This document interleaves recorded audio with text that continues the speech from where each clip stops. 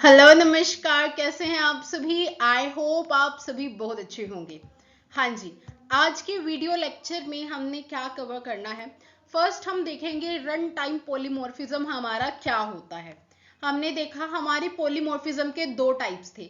The first one compile time polymorphism और दूसरा run time polymorphism.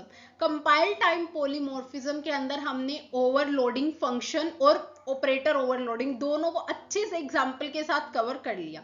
अब हमने देखना है रन टाइम पॉलीमॉर्फिज्म और इसे हम समझेंगे एग्जाम्पल के साथ, सो दैट जितने भी डाउट्स हो वो क्लियर हो जाएं। So let's start with this.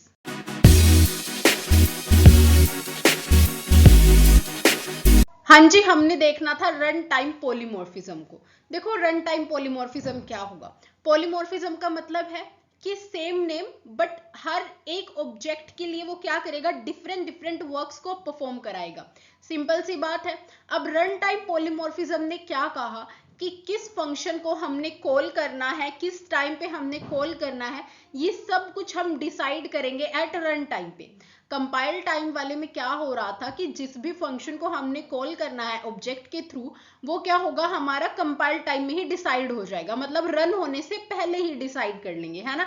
But इसमें क्या होगा, रन टाइम में नाम से क्लियर हो रहा है, रन टाइम मीन्स जब आप प्रोग्राम को रन कर लेते हैं उस टाइम पे डिसाइड होगा कि किस फंक्शन को आप कॉल कर रहे हैं और किस फंक्शन को हम कॉल नहीं कर रहे हैं। ठीक है, देखो यहाँ पे क्या है, run time polymorphism means the decision of which function to be run, किस फंक्शन को हमने रन करना है, is made while the program is running.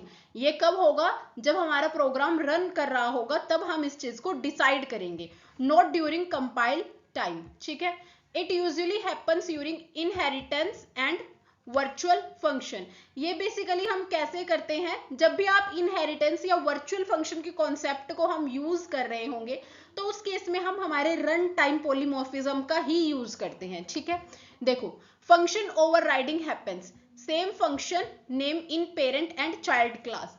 Function overriding का क्या मतलब है कि जो आपकी पेरेंट क्लास है और जो आपकी चाइल्ड क्लास है उन दोनों में ही हमारा क्या होगा, सेम फंक्शन होगा, मतलब नाम हमारे फंक्शन का सेम होगा।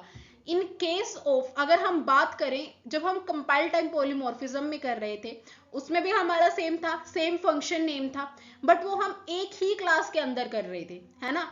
हम उसमें क्या कर रहे थे, या तो डिफरेंट पैरामीटर्स होने चाहिए या रिटर्न टाइप डिफरेंट होनी चाहिए या पैरामीटर का ऑर्डर डिफरेंट होना चाहिए कि जो आपका कंट्रोल है वो ये समझ पाए कि किस फंक्शन को कॉल किया है।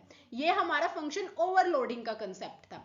बट फंक्शन ओवरराइडिंग में हम क्या करेंगे, रन टाइम वाले में, इसमें आपके पास पेरेंट क्लास होगी, चाइल्ड क्लास होगी, दो अलग अलग क्लासेस है, उनमें हमारे पास सेम नेम से फंक्शन है। ठीक है, we use a base class pointer or reference to a point to a derived class object. हम यहाँ पे क्या करेंगे, बेस क्लास पॉइंटर से अपने डिराइव्ड क्लास के फंक्शन को क्या करेंगे, रेफर करेंगे।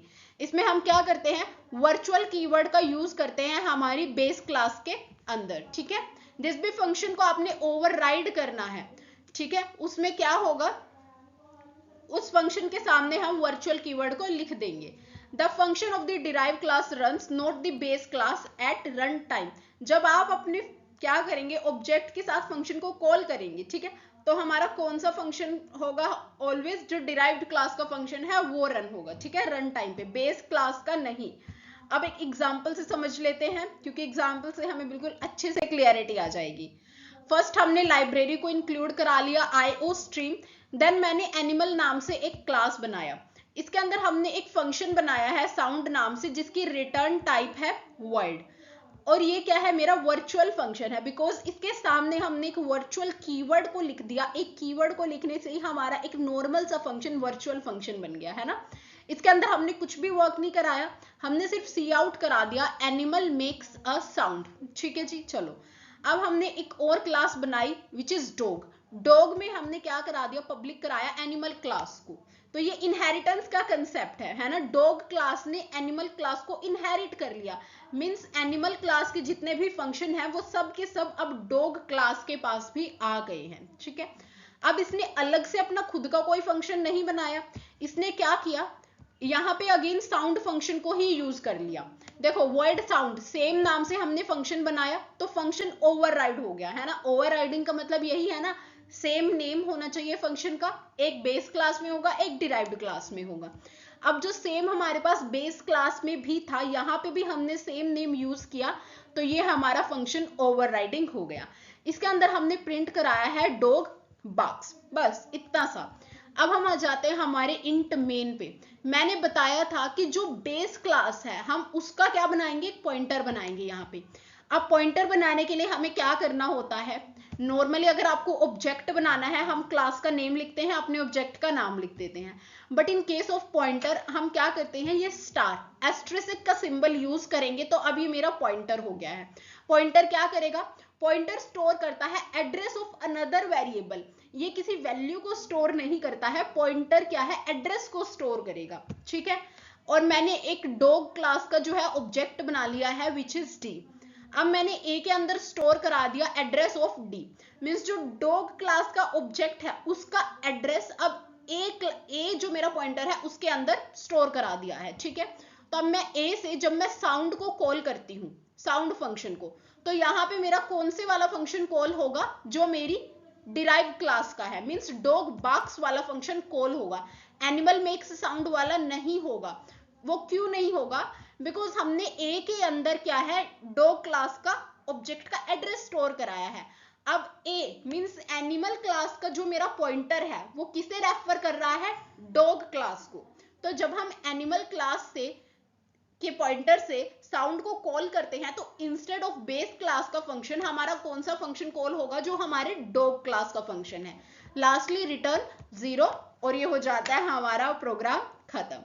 आई होप ये आपको अच्छे से समझ आया है ओवरराइडिंग का कंसेप्ट क्या है। ओवरलोडिंग का कंसेप्ट अलग है, दोनों को हमने मिक्स नहीं करना है, दोनों कंसेप्ट अलग अलग है।